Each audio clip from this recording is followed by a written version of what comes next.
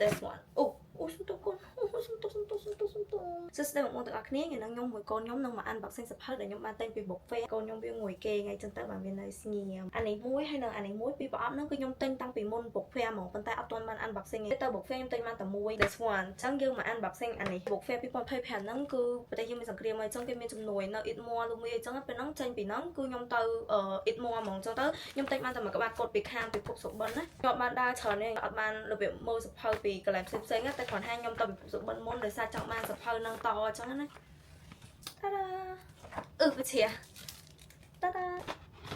មានកដាស់មានអីទៀតបង series សភៅនៅពិភពសុបិនហ្នឹងនេះអាខ្ញុំទិញឲ្យបងអញ្ចឹងយើងមក unboxing អស់គ្នាតែក្នុងហ្នឹងគឺមានអីគេខ្លះ bookmark គេ poster គេឲ្យឡើងច្រើនពេញក្នុងនេះនេះដល់ជាងគេតួស្រីពាក់កៅអៅ dinosaur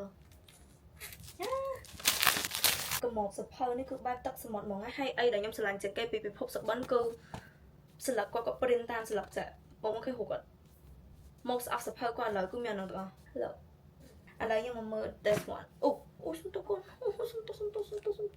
ទៅចិត្តចប់ច្រើនខ្លាំងណាស់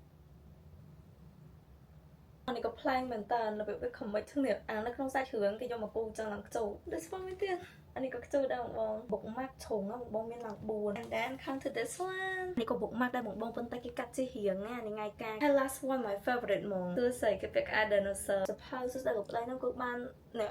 គ្រាន់តែរបស់ថែមអត់ដឹងថាវាជាសាតឬក៏មិនទេតែគ្រាន់តែដឹងថាច្រើននេះសភៅមុនសួស្ដីសង្សារចេះតបមកអានេះវាក្រោយសួស្ដីលោកដីប៉ុន្តែគ្រាន់តែថាតួខុសគ្នាអញ្ចឹងណា so yes if បងអានអានេះហើយអានតែអានេះអានទៀតមកតែគ្រាន់តែខ្ញុំចង់ប្រាប់ថាសភៅទាំងពីរហ្នឹងខ្ញុំមិនទាន់អានទាំងពីរចិត្ត collect សភៅ yes and not really